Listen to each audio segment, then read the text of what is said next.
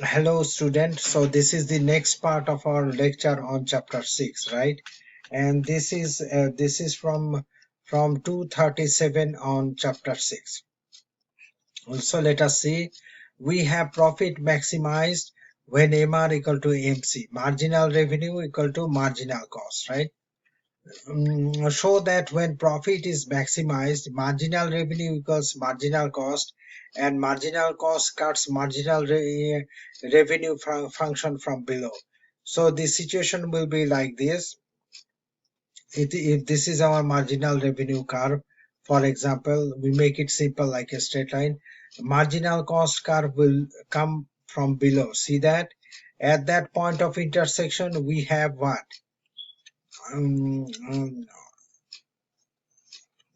So marginal revenue equal to marginal cost at that point, and also marginal cost curve is coming from below, intersecting from below.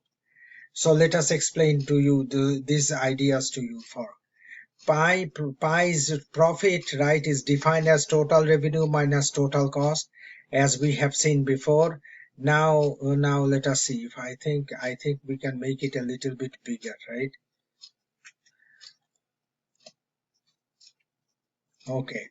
Now pi equal to total revenue minus total cost. When profit is maximized, we know earlier in our previous example we have seen that this first derivative of the profit function will be equal to 0.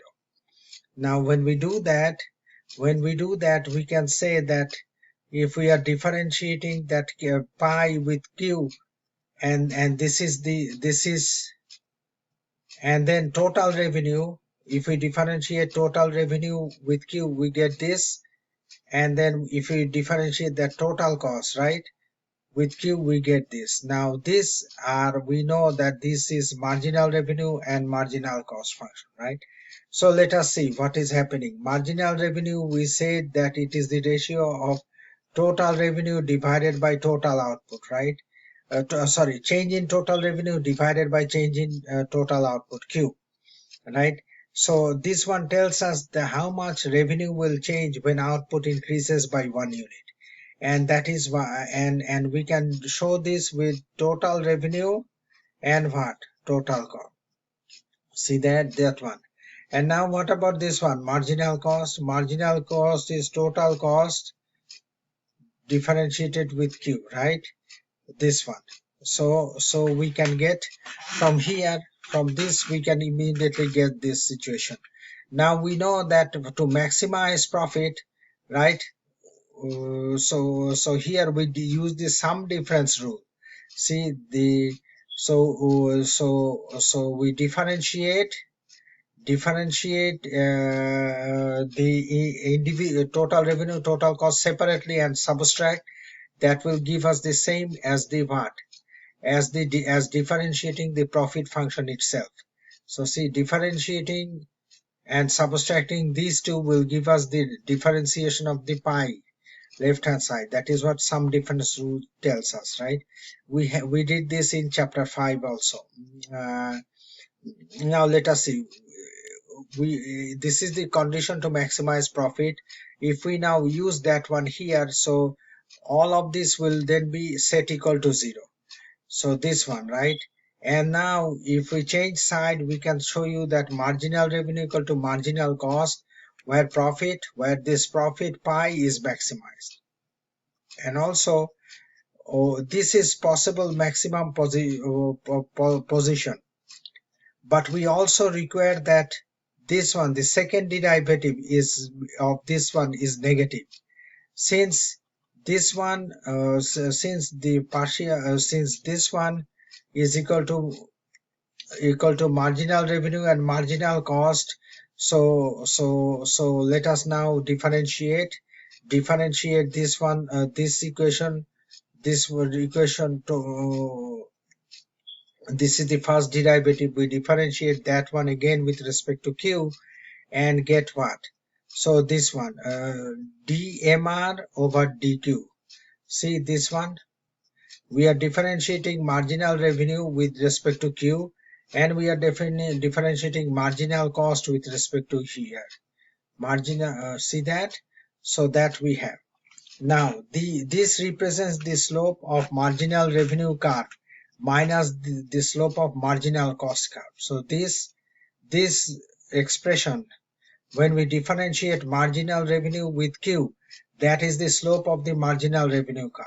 And likewise, differentiate marginal cost MC with Q, that is the slope of the marginal cost curve, right?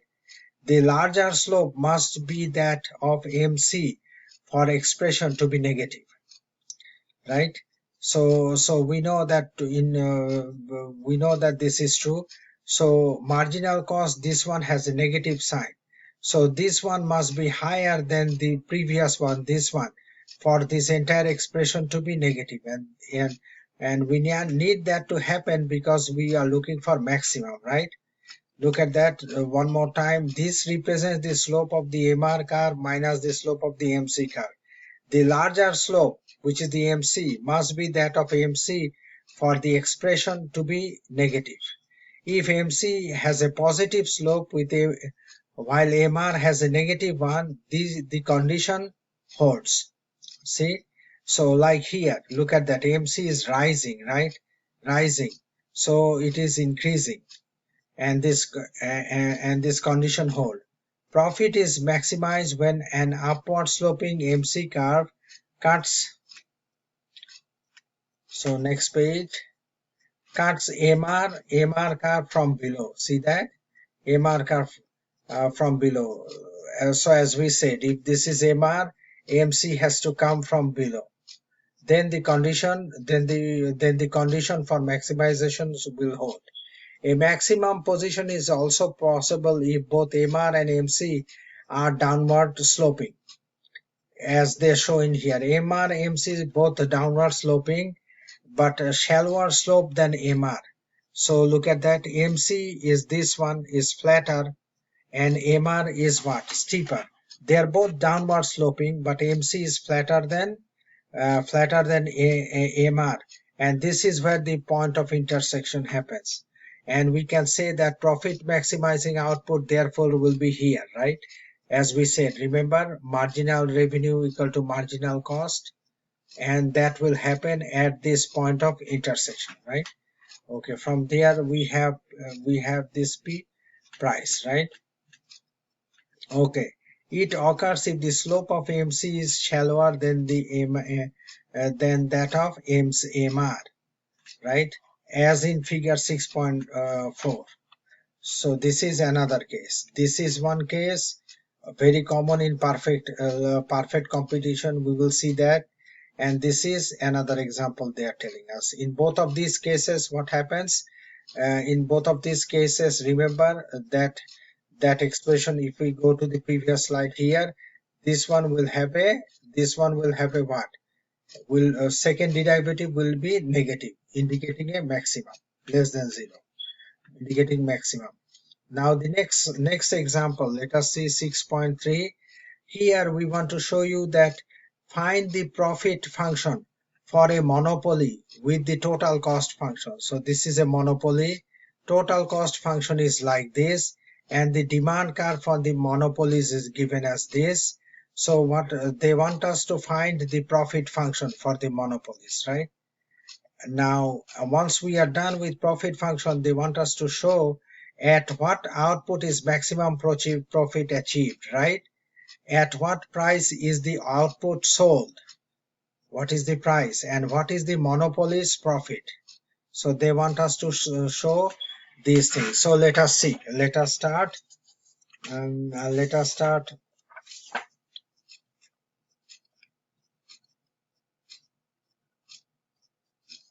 So let us first get the profit function. So we know that profit function pi equal to total revenue minus total cost, right? Here pi is equal to total revenue. Is we don't have total revenue, but we know that total revenue is equal to what? Is equal to price times quantity. So let us see quickly here. Total revenue, we will put it here later on. Total revenue is price times quantity, right? So price is how much? This one. given by the demand curve. So it is what? 1900 minus 20Q times Q, right? So total revenue is equal to what? 1900 Q minus 20Q square. See that? 20Q square. This one, total revenue. And what about total cost? This is the total cost. So let us put them together. Here 1900 multiplied by Q minus 20Q square, and total cost is how much? Is Q3 minus 10Q square plus 300Q plus what? 1000 plus 10,000, right? So that one we have. Now if we simplify, you will find that this is minus Q3, right? Minus 10Q square, and then here we will have 1600Q and minus 10,000. This is minus, right? So it will be minus, we have to put it like this, and then open bracket, and all these signs will then change, right? And then we simplify. This is the profit function we expect to get. So that is the answer for the first part of the question, right? Now we have the profit function. Fine, we found it. Now at what output is maximum profit achieved? Now we want to know the turning point, right? So at what output will this profit function make a turn? So let us take a look at this. To know that, we have to differentiate and set this result equal to 0 to find out the Q output at which the function will turn downward. So let us see, differentiate this one. This one becomes Q3. When we differentiate with Q, becomes this, right? Then 10Q square will become what? 20Q. Then what? 1600, right? 1600, and minus 1000 will be 0, right? Minus 1000 will be 0. So we have all of this set this one. Now to find the maximum, let us set equal to 0.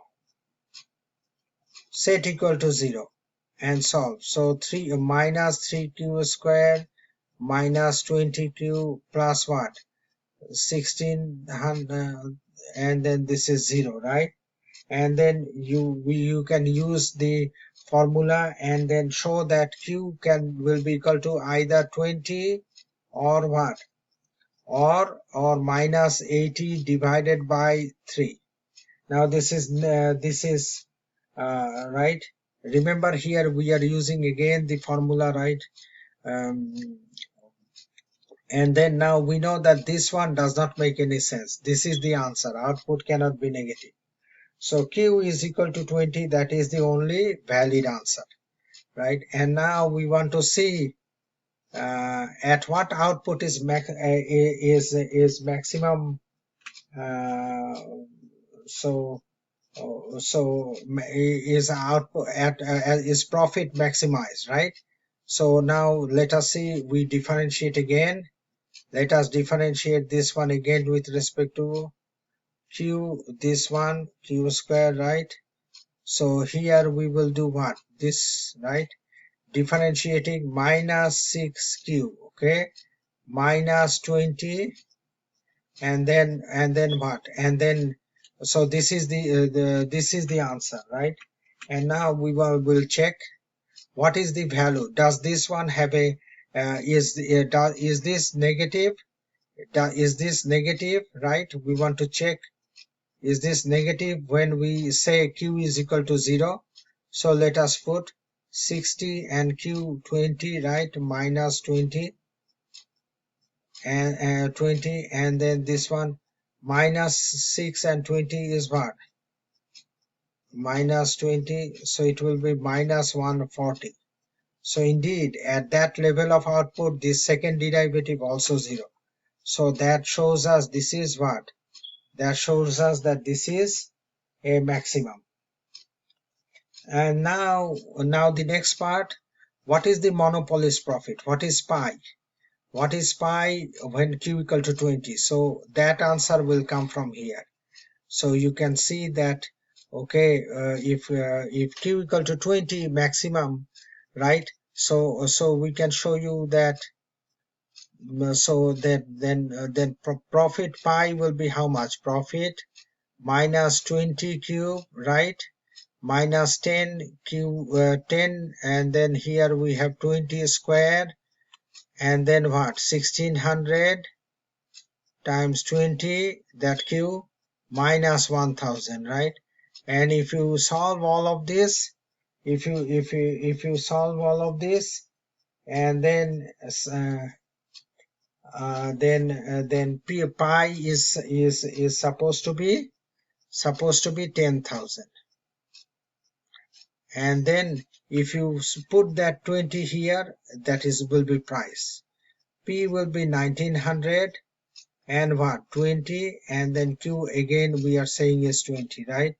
P, so 1900, and this is 400, and this is what? 1500. See that? 1500. So that one, so that is the that will be the answer. So you can check, you can do this in your with your calculator and check. So in this equation, we want to, section 6.5, we want to show you minimum average cost, right? This is the output from computer software that they are using. So we want to minimize, this is average cost that is given, and we want to minimize this. To minimize, to find out the value of x that will minimize this average cost, right? So we will take first derivative with respect to x, set it equal to 0. So first derivative of this one is minus 6 plus what? Minus 6, and then here we have what? Plus x equal to 0, and then when we solve, we can write it as 6 minus x equal to 0, which means 6 equal to x equal to 6. So that is what they are showing us. You see, this is the average cost function, right? Average cost equal to what? 28 minus 6x plus 0.5x square, and we are putting output x on this axis, average cost on this axis. This is the graph. This is the graph they are showing us, right? This is the graph. If we plot that equation in the graph, and they are telling us that the minimum cost will be here, because when we differentiate this average cost, slope of the average cost at that point is what? At that point is 0. So see, okay. So all right. So that is how we can find minimum average cost. So let us see. The farm has total cost. Total cost of a farm is given by this equation. TC equal to Q3 divided by QQ raised to the power 3 divided by 3 minus 5Q square plus 30Q. See? And now find the farm's average total cost, AC function, and show at what output is it is at a minimum, right? And what is the minimum value of AC? Those things we want to know. So if we want to know, what we have to do is now what?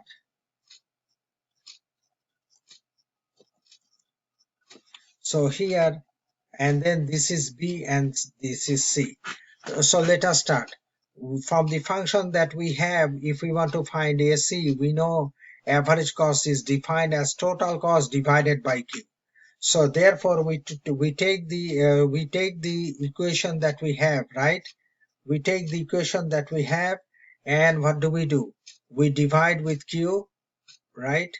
Remember, if you want to see this one, this is total cost, divide with Q all, and then this is the answer. This is average cost. Now to find the minimum on average cost, first thing we do is to differentiate with the Q, set the result equal to 0 and solve, and then we find q equal to 7.5. See? Okay, now so we are saying that when output is 7.5, we will have average cost will be minimum. So if we are drawing a graph that we have seen, q output 0 AC, it will look like this, right? AC, and we are saying this is the minimum, right? And this is where 7.5, and that is we are testing.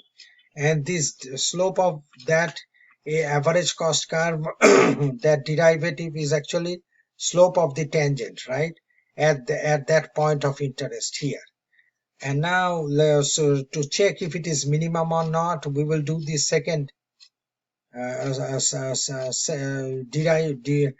will differentiate the second derivative, right? This is the first time we differentiate with q, and whatever we have this result, we will now differentiate again with q, and we end up with 2 over 3, which is what? Which is positive value, right? Therefore, this is a positive constant, 2 over 3. Therefore, this we can say is a what? Is a minimum. See? So if you compare to find the minimum value of average cost, then we substitute 7.6. To find the minimum value of average cost at that point, we will put that this one in the average cost equation and solve. We find this is what? 11 point. So this is 11.25, right? Okay. So 11, that is 11.25. See, is that all right? And then what to do? Then the next, so we have established that q equal to 7.5 is the turning point. To check whether it is a minimum, we find the second derivative is this, which is greater than 0, which is a minimum, right? Now to find the value of average cost, we substitute 7.5 in the equation and solve. So 11.25, we have already also done that. Now part B, we now look at part B. So what was part B? Part B was what? Part B was here, this one. Find also marginal cost MC. That what value does it have when AC is minimum? At what output is MC minimum? That is what we want to find out. Marginal cost. So marginal cost, how do we find out? We know that this is differentiate that total cost with Q. So if we differentiate that total cost, right? Remember average cost, we said total cost divided by Q. But now we are saying marginal cost is what? Change in total cost divided by change in Q, which is also differentiate total cost with differentiate Q. We know that. We have so we do. So what we do here is that we differentiate that total cost with Q and come up with this. This is marginal cost.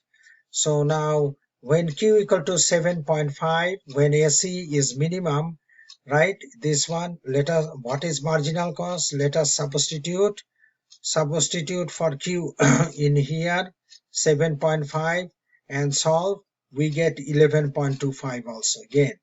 This is the same value as AC. So the two curves intersects at this point. We now find where marginal cost is minimum. So to find it minimum, differentiating it and setting the result equal to 0 gives us what? So this is the marginal cost. We want to find out the minimum point. To do that, again differentiate that marginal cost with Q, and so Q square becomes 2Q, minus 10Q becomes minus 10. Okay, now so Q equal to 5 at a turning point. So we set this equal to 0, and then find the turning, solve. We find Q equal to that Q equal to 5 at the turning point. To see whether this is a minimum, we find the second derivative. See, differentiate this one, differentiate all this again with Q, and you will find 2q becomes 2 and minus 10 is 0, right? Just a constant. So this again is greater than 0. So this means that when the value of the second derivative is 0 is greater than 0 positive, it is a mod. It is a minimum. Sorry, it is a minimum, right? Okay. The positive value tells us we do have a minimum at q equal to 5. Now, so that was this question. Now, what about the next one? Let us see C. Part C was asking us here, sketch AC and MC curves and on a different scale, the TC curve. What can you say about their shapes from the information that we have? Right? We have some information about marginal cost and average cost, q equal to 5 and q equal to 7.5. Substitute a few more values of q and you can sketch the curve shown in figure 6.6. So this one, figure 6.6, see q for different values of q, we put them in the marginal cost, average cost, and this is what we get, right? We are measuring marginal cost, average cost, this in dollars, and this one total cost also in dollars. And then what happens? Also in dollars. So that one we have. So this, right? So again q on this axis. So this is the graph, right? So this you'll just have a table that okay, q is equal to 0, 1, 2, 3, 4, like that, and then you calculate AC for that q, marginal cost for that q, total cost for that q, and then you put total cost here and marginal average cost here, and you know that this is where, look at this is what, this is the point where we have 7.5. This is where marginal and average cost intersect. So marginal and average cost will intersect again, marginal cost coming from below and intersecting that average cost curve at that point. Okay.